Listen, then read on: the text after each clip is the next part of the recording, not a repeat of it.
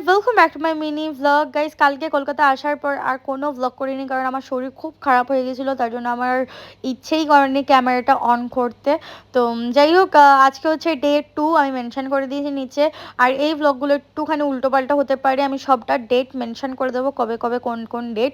But তোমরা একটু adjust করে নিও। তো যাই হোক, এখানে দেখো আমরা বেরিয়েছিলাম বিকালবেলা। বেরোনোর পর আমরা সবাই একটু ফুচকা টুচকা খাই, একটুখানি কেক নেই।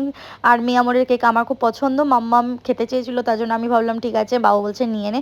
তো এই যে মাম্মাম এখানে কেক কাটছে, তারপর আমরা চাউমিন টাউমিন আনি, রাত্রিবেলা খাই। তো এটা হচ্ছে নেক্সট মর্নিং সকাল কটা বাজে দেখালাম। তো এটা হচ্ছে ডে 3। আর এই যে এখানে বসে বসে আমি গল্প করতে করতে ড্র্যাগন ফ্রুট খাচ্ছিলাম। তারপরে সেম আমি আবারও বিকালবেলা বেরোই। আর বিকেলবেলা যাই হচ্ছে আমার দাঁতের জন্য, কারণ শিলচর থেকে আমার দাঁতের প্রবলেম হচ্ছিল খুবই বেশি, মানে আমি কথা বলতে পারছিলাম, এরকম প্রবলেম হচ্ছিল, ব্যথা করছিল। তো ওই যে আমি ডাক্তার দেখাতে যাই, তো ডাক্তার সেদিনকে পাইনি বলে আমরা ফিরে আসি। তো নেক্সট দিন যাই, তো সেদিনকে আমরা গেছিলাম মেলাতে। আর মাম্মা যে কদিন কলকাতায় ছিল আর সে কদিনই মেলা ছিল, আর মাম্মা প্রতিদিনই মেলাতে গেছে, মানে বাবু নিয়ে গেছে আর টুকটুক টুকটুক টুকটুক জিনিস কিনেছে। যাই হোক, সেদিনকে ব্লগের পর আর কোনো ব্লগ করিনি। এটা হচ্ছে ডে 4। আর ডে 4 তো সকালবেলা উঠে আমি চা খাচ্ছিলাম, আর ঘুম থেকে উঠি তো দেরি করে, কি বলবো।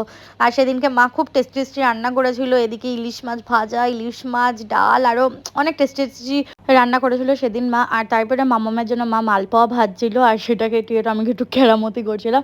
যাই হোক, তারপরে তাড়াতাড়ি করে রেডি রেডি হয়ে যাই, মাকে নিয়ে আমি চলে যাই দোকানে। মার প্রচুর দোকানের কাজ পেন্ডিং ছিল, কিছুজন ঝুলিও রেখেছিল, সেটার জন্য আমি গেছিলাম ওগুলো হ্যান্ডেল করার জন্য। তো যাই হোক, অনেক দিন পর লোকাল ট্রেন, শিলচরে তো লোকাল ট্রেন নেই, তার জন্য উইন্ডোর সামনেই বসেছিলাম। তারপরে আবার একটু সামনে যাই, সামনে গিয়ে হাওয়া খেতে খেতে আমি যাই। আর এই জিনিসটা আমার খুব মজা লাগে, আমার এই জিনিসটা করলে আমার স্কুল লাইফের কথা, কলেজ লাইফের কথা মনে পড়ে, সরি। কারণ কলেজ লাইফে আমি এরকম ট্রেনে করে যেতাম কলেজে, যেহেতু আমার দমদমেই কলেজ।